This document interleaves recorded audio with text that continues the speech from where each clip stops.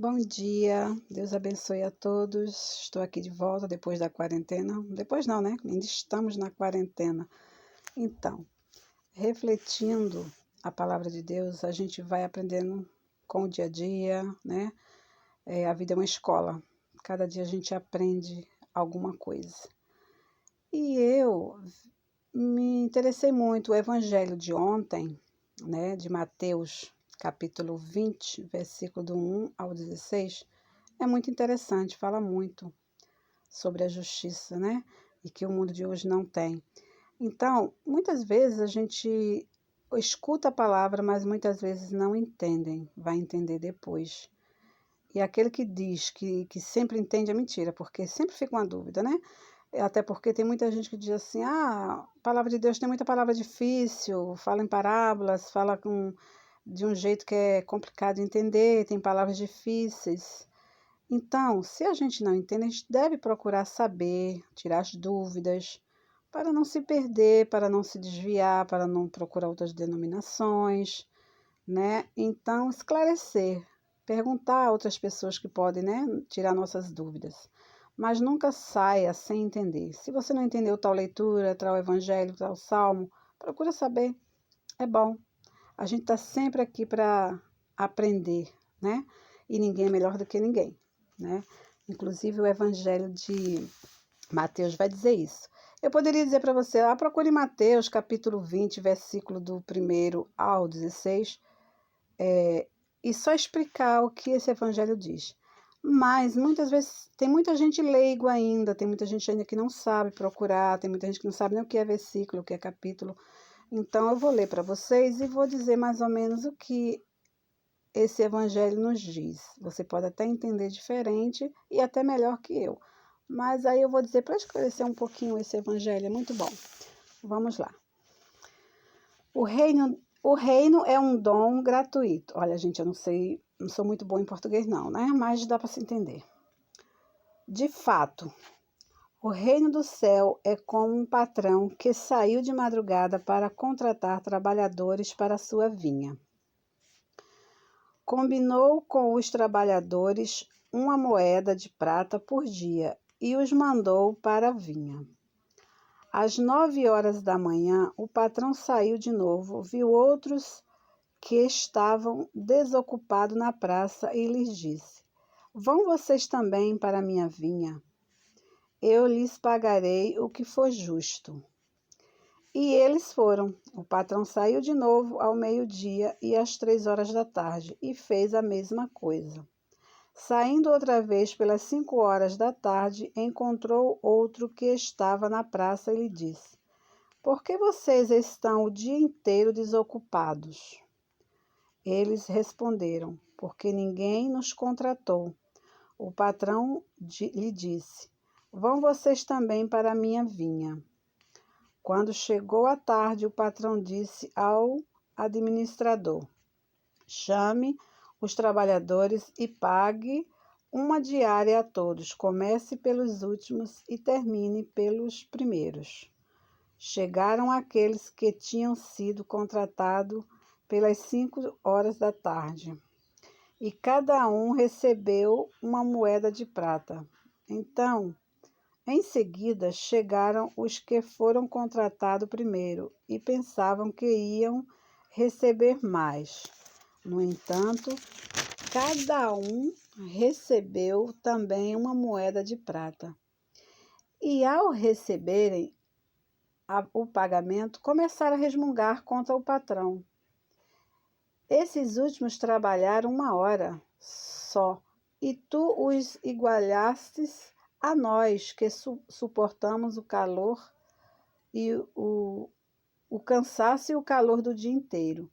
E o patrão disse a um deles: Amigo, eu não fui injusto com você. Não combinamos uma moeda de prata?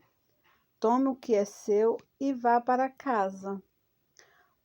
Eu quero dar também a esse que foi contratado por último o mesmo que dei a você. Por acaso não tenho o direito de fazer o que eu quero com aquilo que me pertence? O que você, ou você estar com ciúme porque estou sendo generoso. Assim, os últimos serão os primeiros e os primeiros serão os últimos. Bom, olha como Deus é justo. O que ele quis dizer com isso? Bom, no meu entender, e eu creio que vocês também entendem assim. Por exemplo, eu participo na comunidade, né, na igreja, há vários anos. E começou alguém hoje a participar. Então, o que Deus prometeu a mim, que já estou muito tempo na igreja, ele também promete àquele que começou hoje, que está conhecendo hoje. O que quer dizer isso? Que Deus é justo, que o que ele promete a mim, o que ele dá a mim, ele vai dar a você que começou hoje.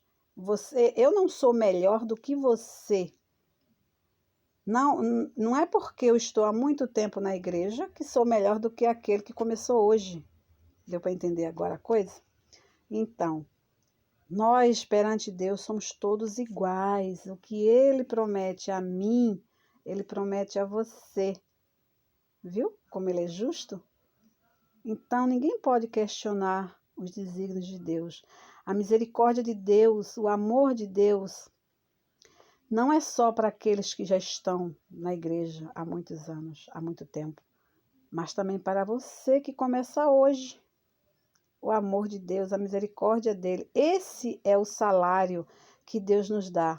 O seu amor, a sua misericórdia, o seu perdão. Quer coisa melhor? Quer salário melhor? Né? Somos tão falhos, mas ele é misericordioso com nós. Então, que a gente possa entender um pouquinho.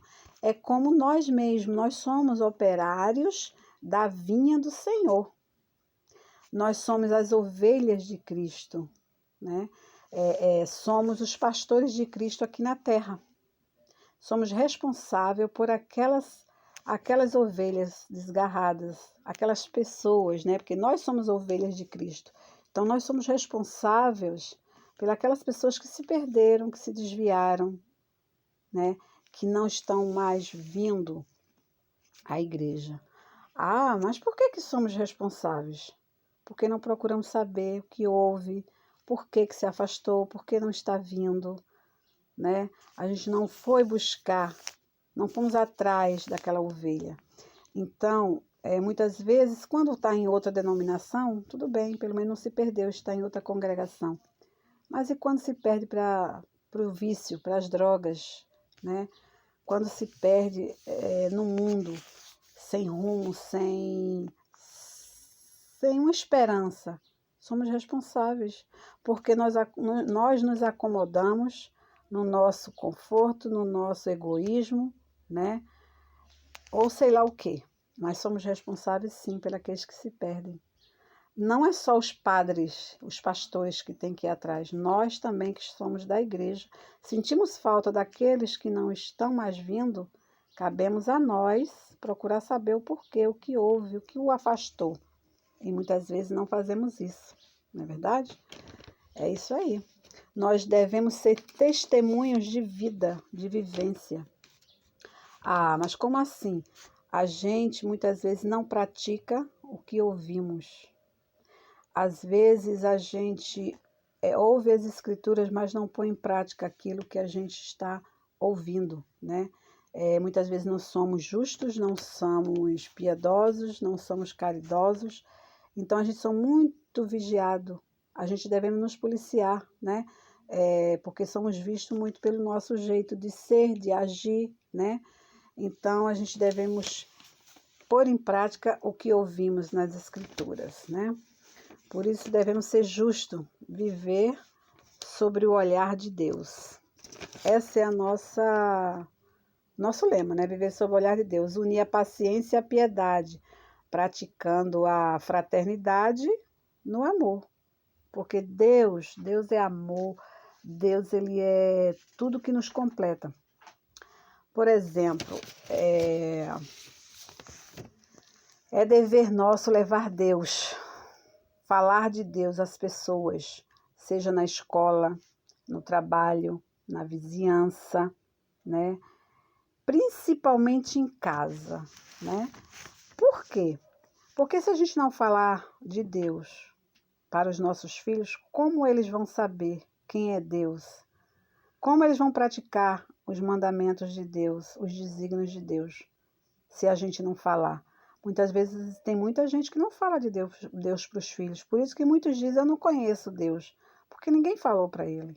Como é que eles vão falar? Como é que eles vão ouvir? Como é que eles vão saber quem é Deus e praticar o que Deus quer se a gente não falar? Não é verdade?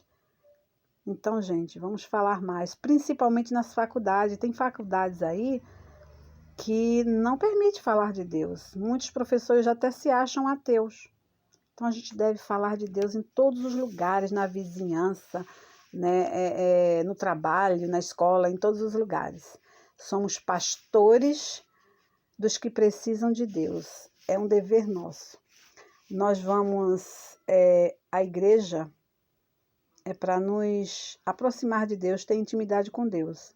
Então, que a gente não seja aquele que só vai para a igreja para encher banco, né?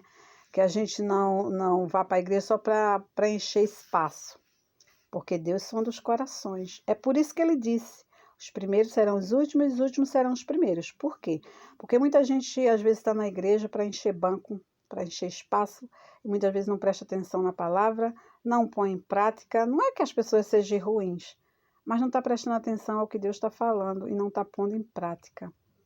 Muitas vezes as pessoas que não estão na igreja praticam mais o evangelho do que aqueles que estão na igreja.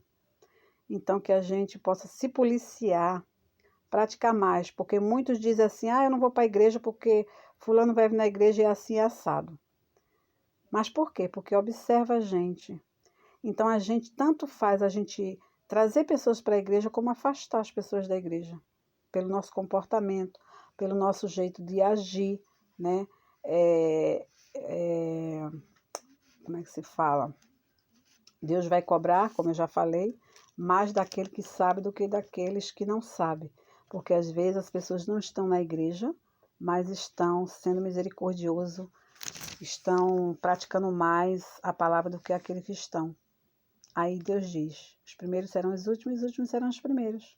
Porque aqueles que não estão na igreja estão praticando a minha vontade. E você está na igreja e não está praticando a minha vontade. Então não adianta, está sendo inútil, você só está enchendo o banco na igreja, não é isso? Então vamos procurar Deus enquanto é tempo e fazer a sua vontade, né? Deus é justo, então que a gente possa fazer valer, né, o rebanho que ele tem, que somos nós, as suas ovelhas, né? Vamos ver. Você gostaria de ter intimidade com Deus? Reze o texto, leia a palavra de Deus, pratique, que muitas vezes tem gente que tem a Bíblia em casa, mas não lê. Então a palavra de Deus foi feita para ler, não foi feita para ficar de enfeite, não foi feita para ficar na estante, não é verdade? Então que a gente possa praticar a palavra de Deus. Vamos ver aqui o que é que Ezequiel quer dizer para nós, porque a gente leu Mateus, né? Olha o que Ezequiel diz para nós. Ezequiel, capítulo 34, versículo do 1, né, ao 10. Olha que lindo. Recebi de Javé,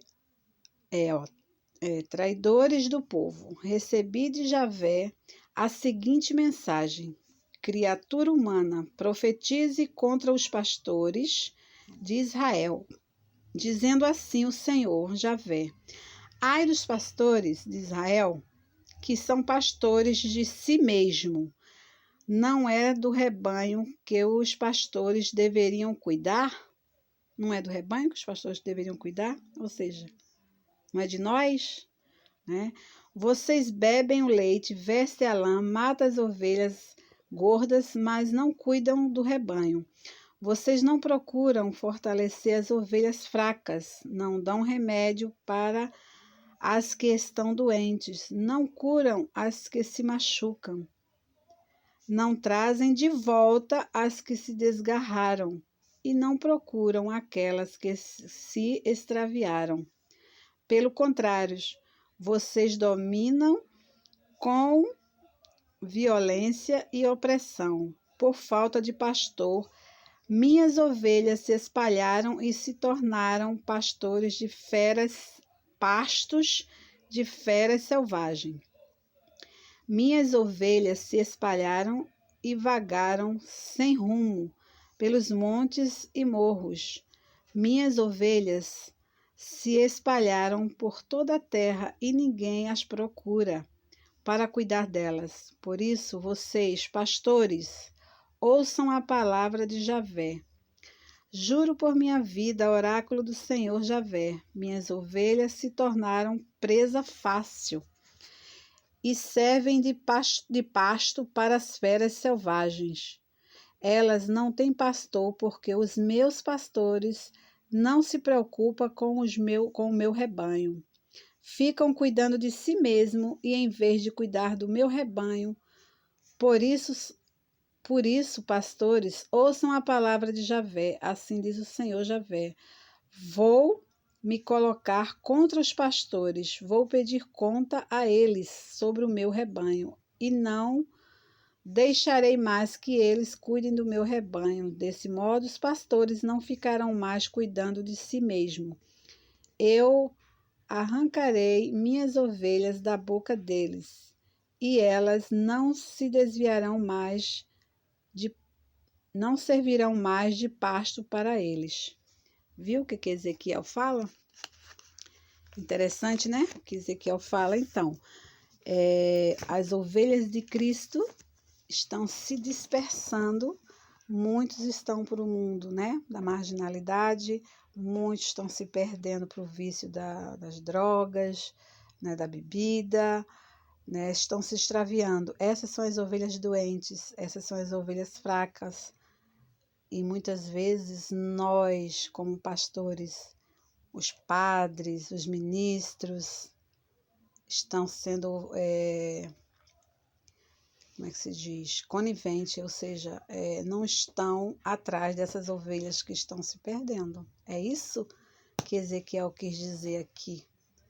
Nós somos responsáveis, como eu tinha falado, das pessoas que se perdem para esse mundo. Então, quando a gente vê um vizinho, uma criança indo por um caminho errado, um jovem, a gente chega para dar um conselho, procura saber o que está acontecendo para que eles não se percam.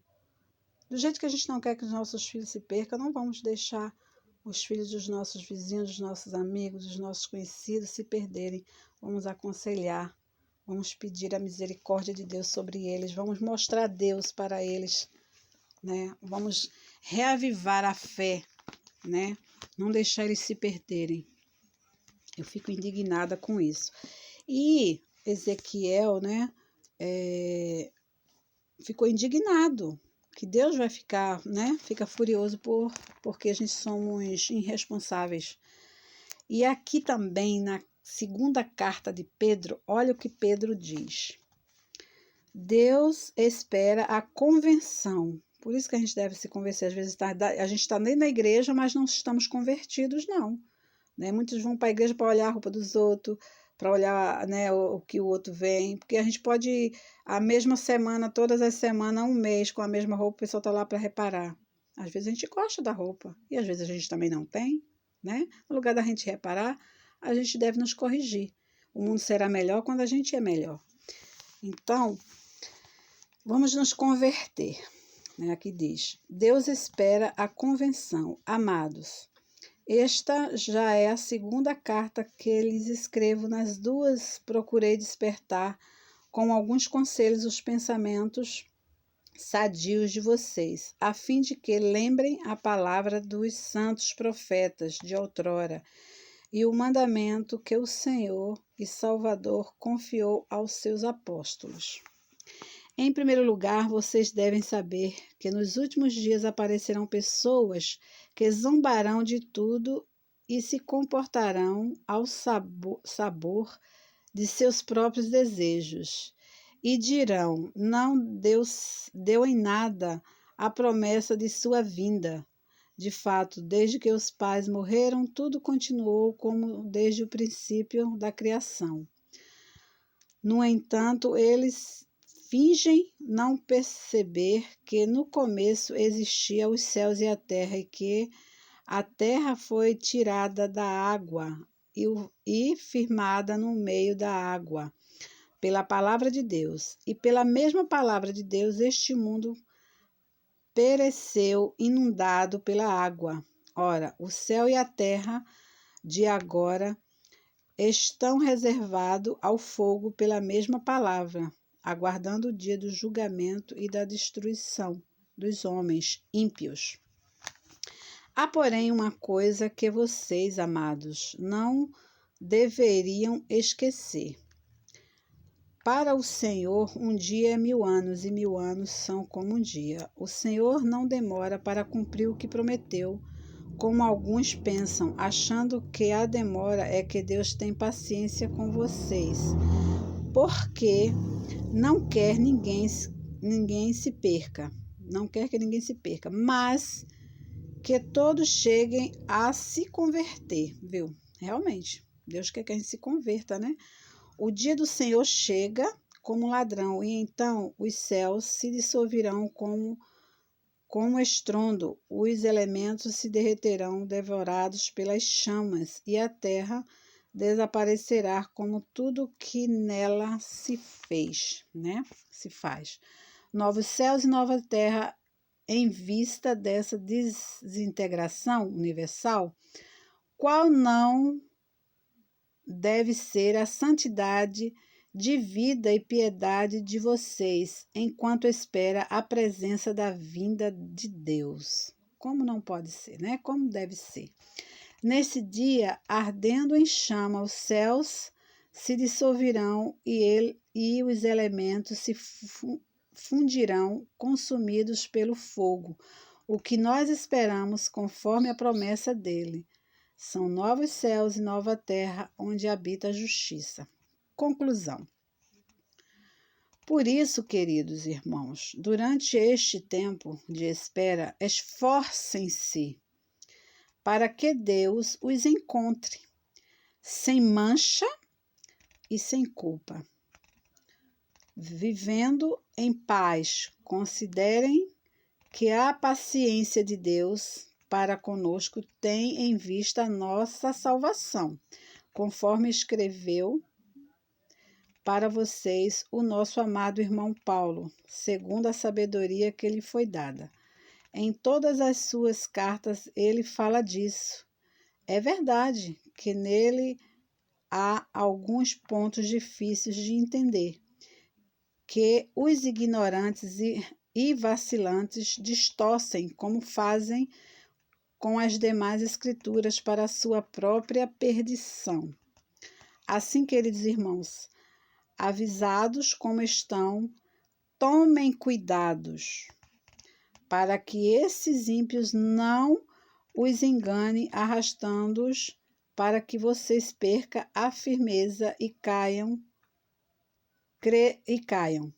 Cresçam na graça e no conhecimento de Jesus Cristo, nosso Senhor e Salvador.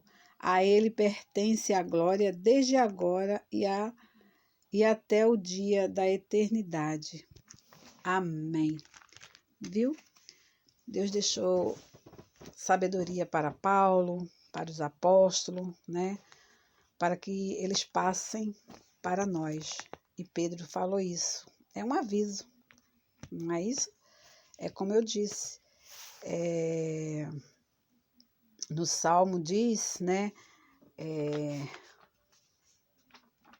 No Salmo 83, fala que nós não somos melhores do que os outros, quando Deus disse que ninguém é melhor do que ninguém, até os reis, né, perecerão do mesmo jeito que qualquer outro homem. Então a gente deve nos policiarmos, né, para termos esse amor de Deus. Enfim. Cadê aqui? Deixa eu ver com vocês aqui. Nós temos a responsabilidade, né, de falar da vida de Deus para que as pessoas não se dispersem, né, do rebanho e possam praticar a palavra de Deus e não se dispersar. Que a gente tenha sabedoria e saia do nosso egoísmo para irmos atrás das pessoas que dispersaram-se do rebanho. Que a gente possa passar para as pessoas com os nossos atos, palavras, com o nosso jeito de agir, de falar, né? Assim como Jesus é justo, né? E nos ensinou, né, a andar nos seus caminhos, que a gente possa ensinar também aquelas pessoas que precisam do amor de Deus, de ouvir essas palavras. Tantas pessoas estão necessitadas do amor de Deus. Ninguém é melhor do que ninguém e a gente tem que sair do nosso comodismo e buscar ou saber entender o porquê das pessoas ter se afastado, né? Então, é isso que eu digo. Ninguém é melhor do que ninguém, ninguém pode ter a prepotência ou a soberba de achar que sabe mais do que o outro que chegou agora. Aquele que chegou agora está aprendendo e nós estamos aqui para ensinar e buscar também aqueles que estão se perdendo. Ou seja, não deixar nem se perder, né? Resgatar antes. Pensem nisso. Um beijo para todos. Fiquem com Deus.